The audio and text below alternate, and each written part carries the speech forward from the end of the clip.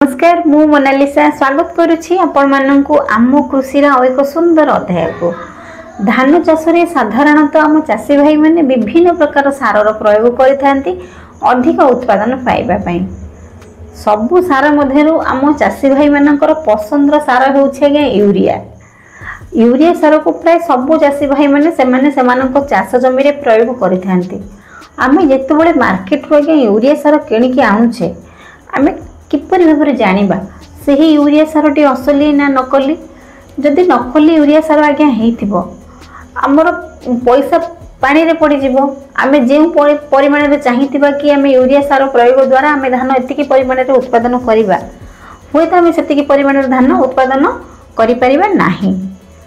आमे किपरि भाबरे जानिबा सही यूरिया सारटी असली ना नकली। तबे आजिर वीडियो रे आमे आलोचना करिबा यूरिया सार को आमे किपरि भाबरे जानिबा किपरि भाबरे घरे परीक्षा करि परिबा एही यूरिया सारटी असली ना नकली।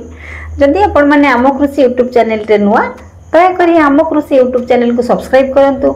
वीडियोटी को अधारु स्किप न करी शेष पर्यंत निश्चित देखंतु। जदि आपण मानक पाखरे आम कृषि एही वीडियोटी प्रथम थर पहुंचीची दया करी आम कृषि यूट्यूब चैनल को सब्सक्राइब करिवे। कहीं ना आम कृषि यूट्यूब चैनल रे केवल कृषि भित्तिक विषय वस्तु पर ही आलोचना करा जाए। यूरिया सार विषय रे साधारणतः समस्ते जानिथिबे, सबु चाषी भाई माने जानिथिबे यूरिया सार कौन, यूरिया सार प्रयोग द्वारा आमर कौन फायदा होइथाय, आम धान चाष रे किभली भाबरे अधिक उत्पादन हुए से विषय रे समस्ते जानिथिबे। तबे चलंतु डेरी न करी आमे आलोचना करबा किभली भाबरे आमे घरे परीक्षा करी जानि परिबा एही यूरिया सारटी असली ना नकली। तो सेथिपाई आपन को आनिबा पई पड़िबो गोटे काच ग्लास। काच ग्लास रे आपन परिष्कार पानी अर्ध ग्लास पर्यंत भरि देबे। अर्ध ग्लास पर्यंत भरि साला पर सेथिरे 2 चम्मच आज्ञा यूरिया दानादार पकई देबे एवं पूरा 15 मिनिट जाए सही काच ग्लास रे चम्मच सहायता रे मिक्स करिवे। 15 मिनिट जाए मिक्स करिवे जेमिति यूरियाटी दानादारटी आपनकर पानी रे मिसि जिवो। यूरिया दानादारटी सही पानी रे पूरा पूरी मिसि जिवो। सही भली भाबरे आपनको मिक्स करिया पई पड़िबो। तब मिक्स कर सारा पर जितेबाला आप ग्लास को छुईबे तो जमीती फ्रिज रु पानी काढ़ी पानी आनिले जमीती ठंडा लगे हाथ को आपन को सही टाइप रो फील हम। आपन जानी परिबे जे एही यूरिया सारटी असली। द्वितीय उपायटी होउछि आपन किछि यूरिया दानादार आनिबे एवं 2-3 ठोपा पानी पकेबे से दानादार रे एवं सही दानादार मध्य आपन हाथ को पूरा ठंडा फील हम।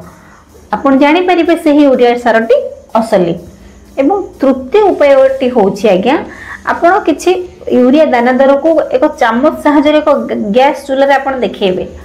जेतु देखिबे जेतबेले गरम हे जिवो चम्मचटी आज्ञा यूरिया दानादार गुडी को पानी हे कि बाष्प आकार रे ऊपर को उड़ी जिवो। केबे भी पानी हे कि से चम्मच रे लागि कि रहिबोनी, बाष्प आकार रे ऊपर को उड़ी जिवो।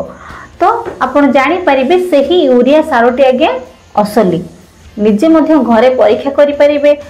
बहुत पैसा दे कि आपण सार आनुचंती, जदि आगे नकली सार आनिबे अଯଥା आपण खर्चांतर पड़िबा सहित जतिके परिमाण आपण चाहिथिबे धान उत्पादन करिया पई होय तो धान उत्पादन कम करि पारंती। तेनु करी आपण निजे घरे मध्य एही तीनोटी उपाय भितर जे कोनोसी गोटे उपाय आपण घरे निजे यूरिया सार को परीक्षा करि परिबे। एही तीनोटी उपाय भितर गोटे उपाय अवलंबन करी घरे परीक्षा करि परिबे।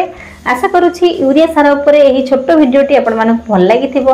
जदि भल लागि थाए आम कृषि यूट्यूब चैनल को सब्सक्राइब करिवे। रहिली नमस्कार मु मोनालिसा। देखा हबो आपण मानक सहित आ एक सुंदर अध्याय रे केवल आम कृषि यूट्यूब चैनल रे।